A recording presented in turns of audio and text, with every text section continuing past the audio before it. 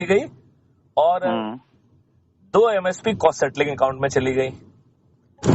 जो आपने उसके खेत पे काम किया, चाहे वो गौशाला का गाय का हो, जीवा अमृत, घन अमृत, ये सब जो है ना, सब चीजें बनी, राइट ना, बहुत बढ़िया। और किसानों के खेत में अपने आप पहुंचेंगी और किसानों के कॉस्ट सेटलिंग अकाउंट से चार्ज होगा।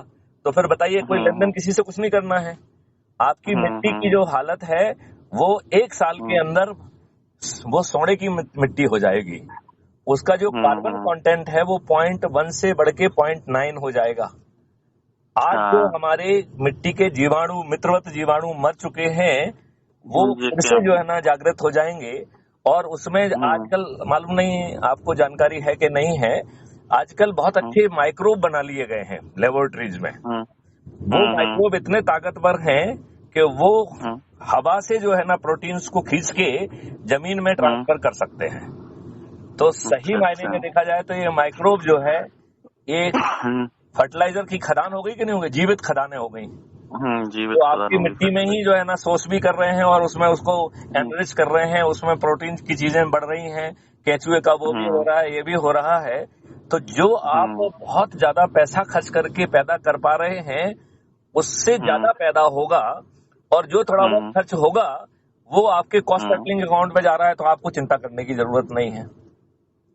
फिर हमें ये भी चिंता की जरूरत नहीं है कि हमें 1 बार डालना है कि 2 बार डालना है कि 5 बार डालना है।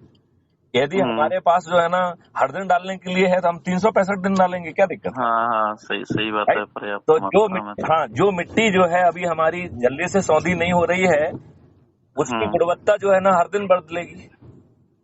तो हमारा प्रोडक्शन बढ़ जाएगा कि नहीं बढ़ जाएगा?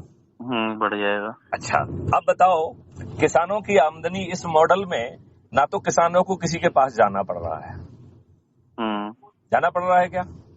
नहीं। तो किसानों को किसी के पास जाना नहीं पड़ रहा है और किसानों को बिना खर्च किए,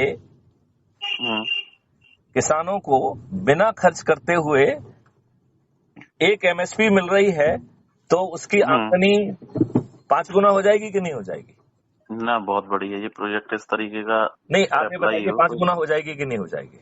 हो जाएगी। जब अब आपका जो गौशाला से, जीवा अमृत, घन अमृत से और जो एक्वाकल्चर से जो एक्स्ट्रा इनकम होगी, उसकी 1/3 इनकम आपके अर्निंग अकाउंट में जा रही है और 2/3 इनकम जो है वो आपके कॉस्ट सेटलिंग अकाउंट में जा रही है। सही है, बिल्कुल। तो आप मुझे बताइए, अब आपकी आमदनी 5 या 6 गुना हो जाएगी कि नहीं हो जाएगी? 5 गुना तो कम ही हो गई है, 6 या 7 गुना हो जाएगी। हो जाएगी कि नहीं हो जाएगी? आराम से हो जाएगी। अच्छा, अब इसमें आप कहेंगे साहब होगा कैसे?